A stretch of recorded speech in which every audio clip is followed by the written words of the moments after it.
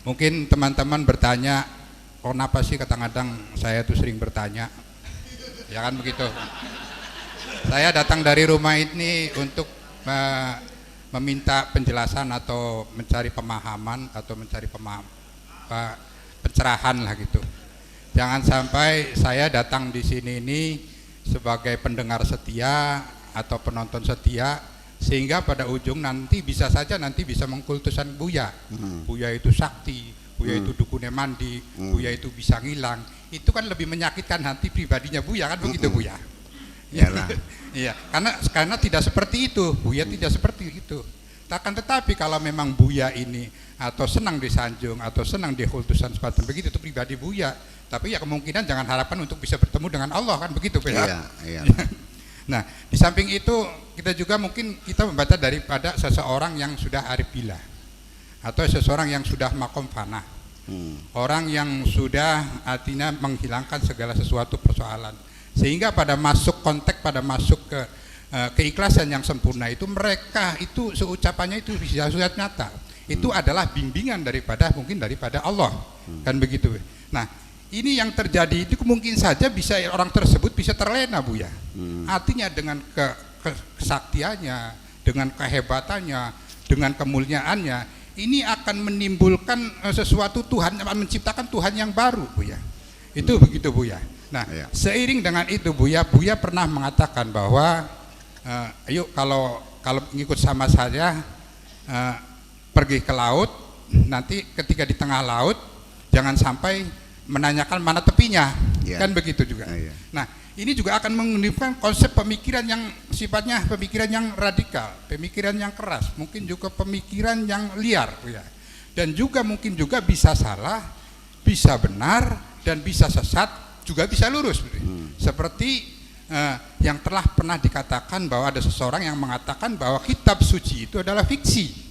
Fiksi itu bukan fiktif, artinya secara logika. Masuk dalam konteks logika, dan logika ini kan kalau menurut saya itu bisa salah dan bisa benar.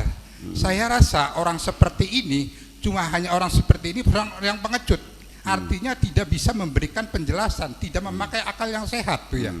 Karena apa? Karena mereka sifatnya itu preventif, artinya menahan diri. Kalau saya yakin kalau mereka itu mampu kuat dalam berargumentasi, bisa saja mengatakan bahwa Al-Quran itu bohong. Itu pemikiran yang menurut saya pemikiran yang apa ya? Ya sombong lah begitu Buya. Gitu, konyol lah begitu. Jadi begitulah barangkali minta penjelasan dari Buya. Barangkali pemikiran saya ini sebagai salah, oke lah, saya salah, itu kan sebagai pelajaran bagi kita. Kalau memang pemikiran saya itu benar, jangan dikatakan benar, bahwa kebenaran itu adalah milik Allah. Minta penjelasan Buya. Terima kasih Buya. Itulah makanya Allah juga tidak ingin kekasih-kekasihnya terjebak menjadi orang yang dikultuskan, makanya disembunyikan. Pelajaran awal ilmu tasawuf itu idfin nafsaka fi ardil khumul, sembunyikan dirimu di tanah toang, yang di tanah di hutan belantara di sana, supaya jangan sampai orang lain tahu. Sesungguhnya nasib kekasih Allah yang dikultuskan tuh banyak ya. Para nabi juga banyak yang terjebak dikultuskan, ya kan? Salah siapa? Hanya Nabi Muhammad yang selamat, tidak ada yang mengkultuskan. Alhamdulillah sampai hari ini masih ada orang yang menyebut Kanjeng Nabi Muhammad Muhammad saja. Bahkan yang melarang Anda mengatakan Sayyidina, ya kan? Itu alhamdulillah. Sampai sekarang masih banyak orang mengatakan Muhammad kan manusia biasa seperti kita, masih banyak. Dan sampai sekarang masih banyak orang yang tidak percaya kepada Kanjeng Nabi Muhammad. 8 miliar manusia yang percaya Kanjeng Nabi Muhammad adalah utusan Tuhan. Dari 8 miliar hanya 1,5 miliar Sangat sedikit kan? Kenapa enggak 500 miliar? Kenapa enggak seluruhnya? Sampai sekarang Nabi Muhammad masih dihina-hina orang. Gambar karikatur menggambarkan ya kepalanya bundar kayak semangka, lalu di atasnya ada merconnya sampai sekarang. Ya, itu artinya bahwa Kanjeng Nabi Muhammad sampai sekarang belum pernah terjebak dalam pengkultusan. Ya gitu. Ya. Jadi artinya kultus itu dari mana datangnya? Itu dari kesalahan pribadi orang yang melihatnya, bukan dari kesalahan waliullahnya, bukan kesalahan nabinya. Banyak nabi-nabi dijadikan Tuhan kok. Yaitu karena terlalu sering menampilkan kesaktian itu, menghidupkan orang mati, ya kan begitu. Apalagi bisa membelah lautan gitu kan, itu yang anak-anak semacam gitu. Tapi Kanjeng Nabi Muhammad itu tidak sesungguhnya menampilkan kehebatan seperti itu. Sekarang saya ingin mengatakan, ini kan lagi musim Isra Mi'raj ya. Mukjizat Nabi Isra Mi'raj. Isra Mi'raj mukjizatnya Nabi. Yang lihat Nabi terbang ada enggak? Waktu Nabi berangkat dari Mekah ke Masjidil Aqsa, ada yang nganter enggak? Hah? Ada? Ada yang nganter? Waktu pulang ada yang jemput enggak? Ada yang tahu enggak? Jadi kalau enggak ada yang tahu, mukjizat bukan?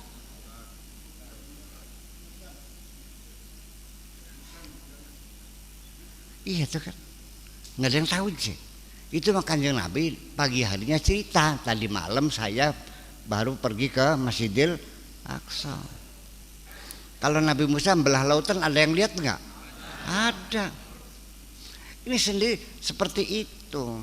Jadi makanya Anda tidak pernah melihat saya bisa ngilang. Kata siapa? Kader jare sih kepada baik mungkin. Iya kan? Gitu.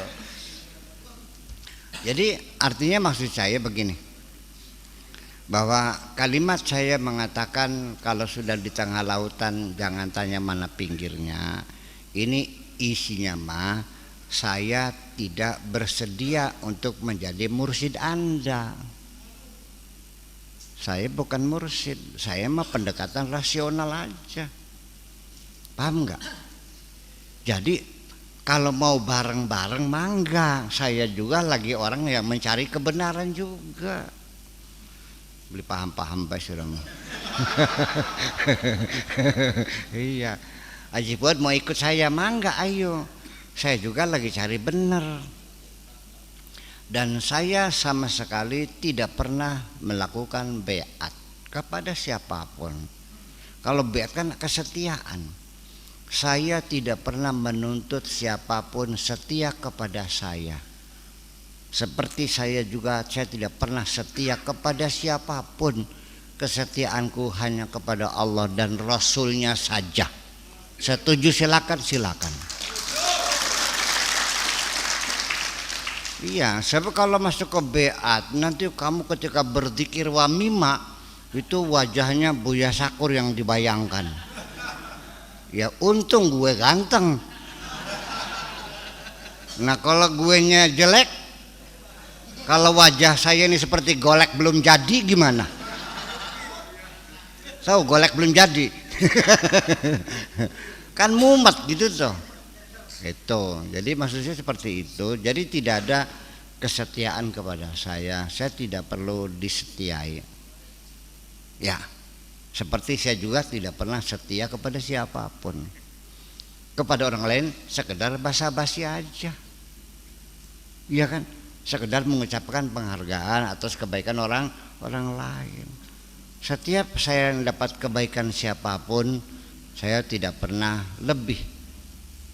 Apalagi membalas kebaikannya, saya sudah awal angkat tangan, saya tidak bisa mengembalikan kebaikan Anda. yang bisa hanya saya doakan, mudah-mudahan Allah melipat gandakan kebaikanmu itu. Enak beli makanan ke? Ya udah, pokoknya dikabul. ya kan begitu. Saya lebih dekat manusiawi ke dengan rasional. Jadi kalau orang nanya, torekotnya apa Bu ya? Tuh torekotnya rasionaliyah. Rasional gitu. Jadi kembali lagi persoalannya, jadi saya tidak punya indoktrinasi apapun. Saya mungkin orang masih ragu-ragu ajakan saya untuk berpikir bebas. Karena manusia kalau tidak diberi kebebasan untuk berpikir, tidak ada berpikir separuh bebas tuh. Ya. Nah, jangan terbelenggu dengan apapun. Silakan berpikir bebas. Jangan ada jagat sangar, jangan ada jagat sungil. Ya kan? Ketika Anda berpikir, ini jaminan kalau engkau benar dapat 2, kalau engkau salah dapat 1. Yang salah jadi yang tidak berpikir, itu cukup. Kenapa Anda takut berpikir, takut salah? Sudah dijamin kalau salah dapat 1, mesti beli paham-paham besok. Salah dapat 1, benar dapat 2, masih takut juga. Ya udah, salah dapat 2, benar dapat 4, masih kurang juga.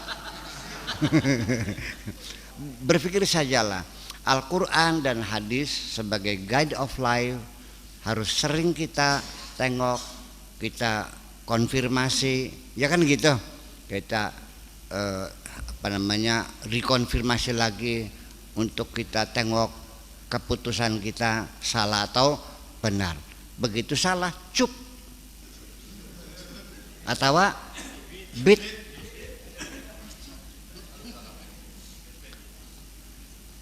Semua para ulama, fuqaha, mufassirin itu terlalu sering mengatakan cup. Direvisi lah lagi. Imam Syafi'i merevisi nggak pendapatnya? Merevisi kok. Tidak masalah. Sebab pikiran kita bagaimanapun kebenarannya sifatnya hanya sementara. Tidak mungkin kita akan mencapai kebenaran secara mutlak, karena itu adalah milik Allah. Ya, hanya mendekati kebenaran. Itu pun mungkin pada zamannya benar. Apa yang saya katakan mungkin benar, mungkin. Tapi anak cucu saya nanti bisa-bisa diketawain. Ini Buya Sakur kok mikirnya muter-muter banget sih. Karena mereka lebih canggih dari kita. Ya, seperti saya sekarang memikirkan pendapat orang terdahulu ini gimana sih. Kira-kira kita akan bernasib sama kok. Akan dikoreksi oleh anak cucu kita.